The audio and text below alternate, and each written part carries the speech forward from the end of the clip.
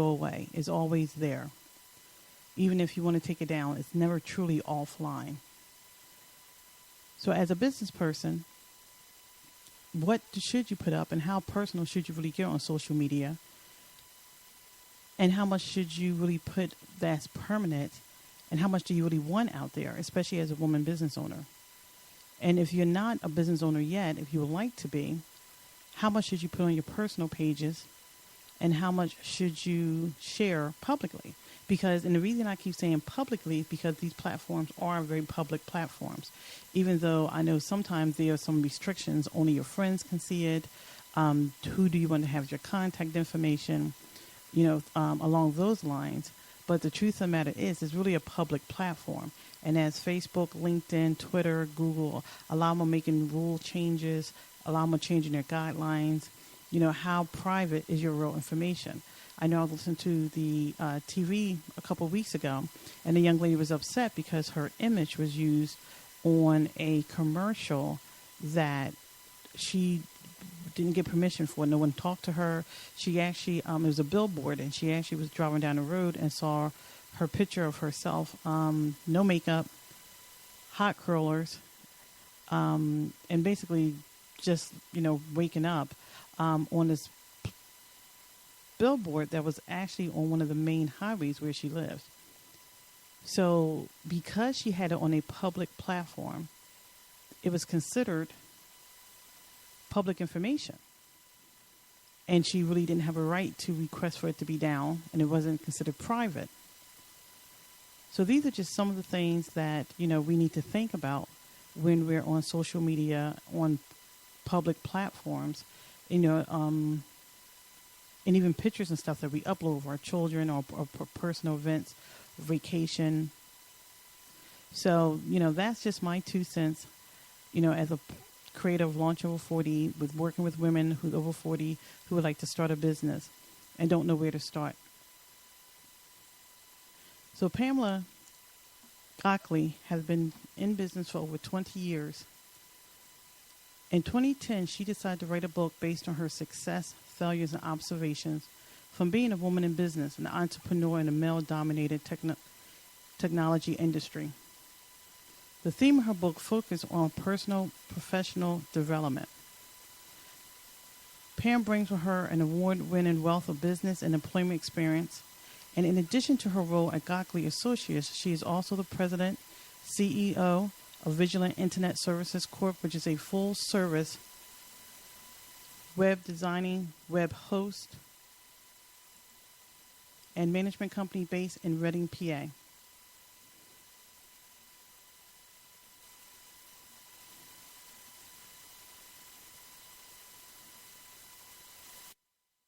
And I know that she is coming through. There she go.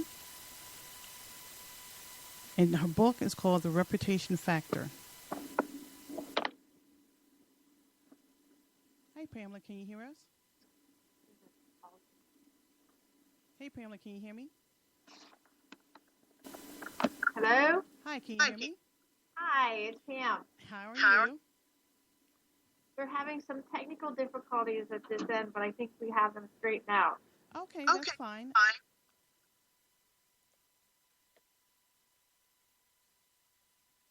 Can you hear me? Yes, I can hear you. Okay. I can't see you, but You can hear me? I can hear you. Okay, great. Now, Pamela, I had just introduced you before you had came on, and we talked about the fact that you've been in a male-dominated industry. Yeah, you were breaking up there. Okay, is this a little better?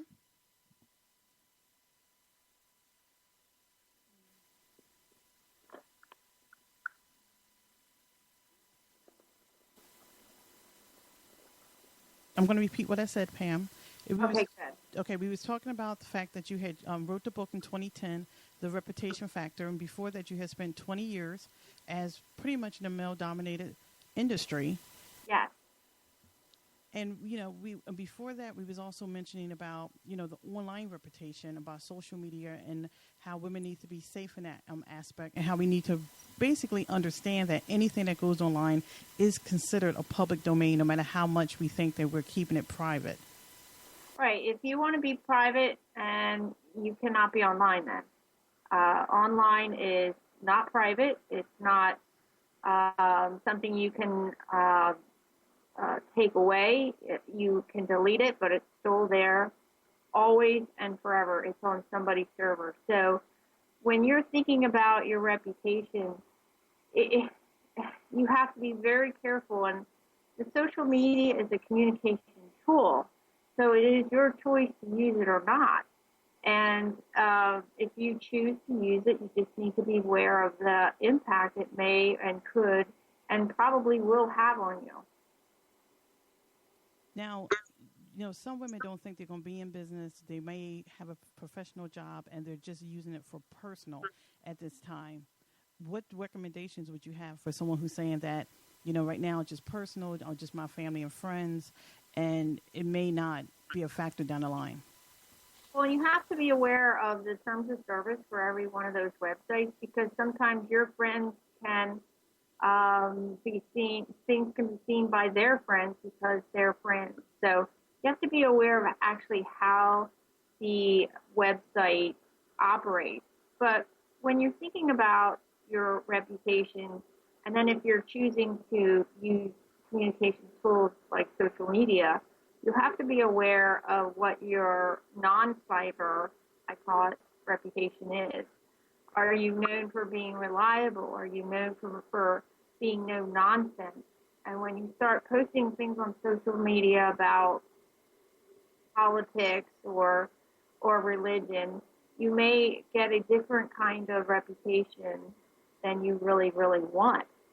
So my big motto for 2014 is you have to be aware of everything you say and everything you do has an impact on everybody around you. So you have to decide what kind of impact you're going to have. Is it going to be a positive impact? Are you going to discuss every personal detail of your life on social media? Or you, like me, I usually like to watch and see what people are doing and saying. It's entertaining for me to watch, posting videos of their kitty cat, or they're out to dinner with their husband, or they're celebrating an anniversary, or they just got a new job. So sharing information like that, you really need to be aware of how you want to approach this thing, because you can either approach it in a negative way or a positive way. And people sometimes forget they have that choice, and they set what's going to be happening. It's up to you. So if you want to be out there, trivializing things that are happening in the news, or you want to be talking about, a left side or a right side in politics, or people's personal civil liberties, probably not a good place to start, because it's usually a one-sided conversation. Last time I checked, conversations usually need two people. So.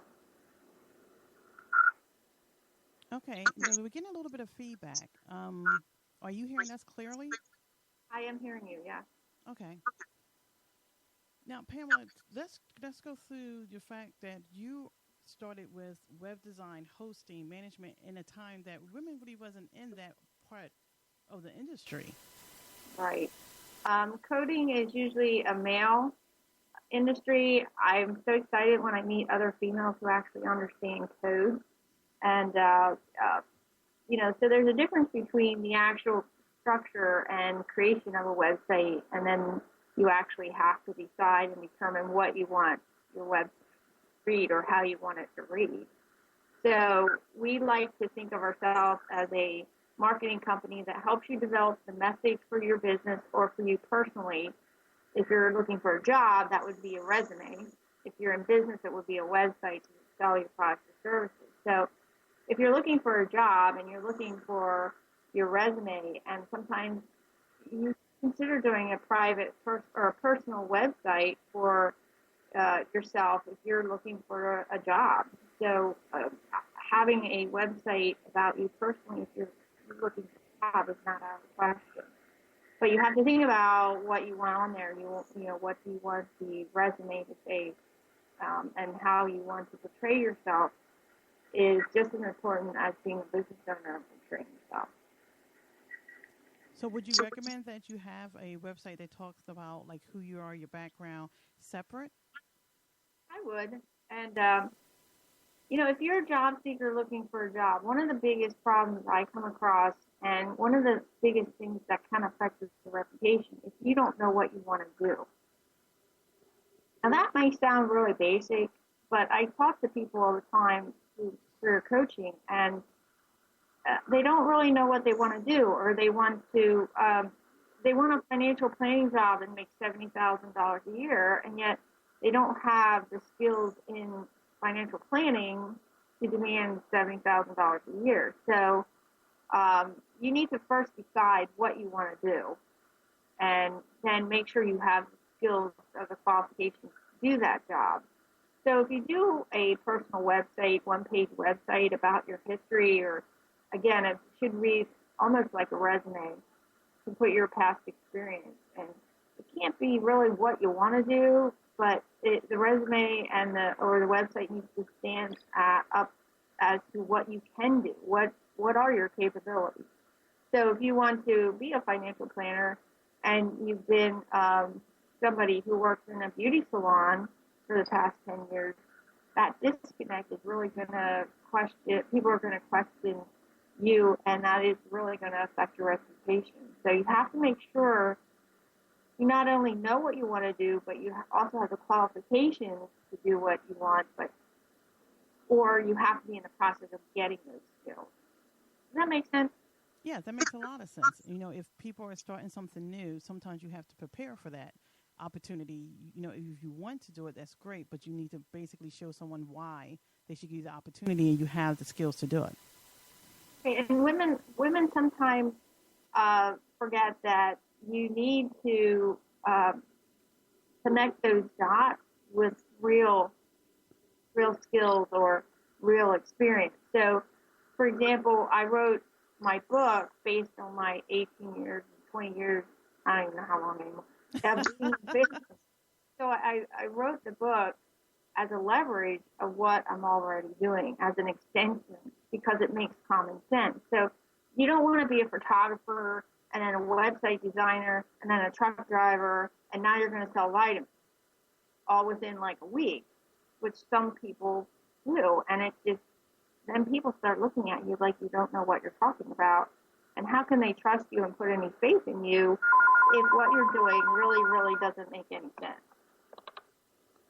Sorry about that. No problem. And that, I think, is very important. And I think that's one of the things that some people are concerned with. It's okay to make some changes because sometimes you have to. And that's what Launch Over 40 is all about, to help women take that next step.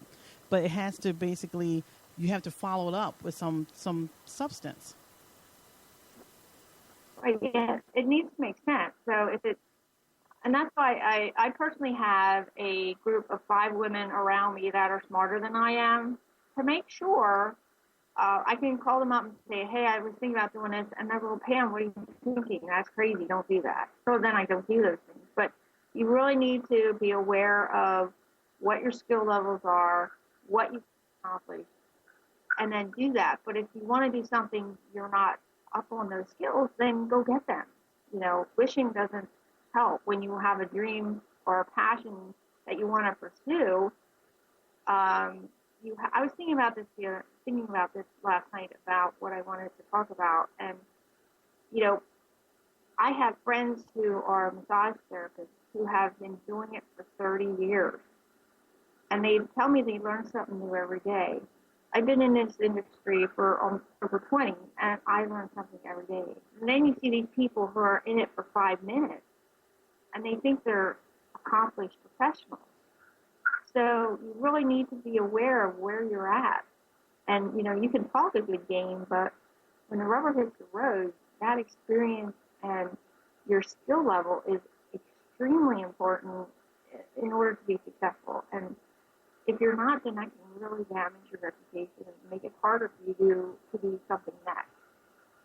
Pam, I think we're getting a little bit of feedback from your computer. Could you turn it down a little bit?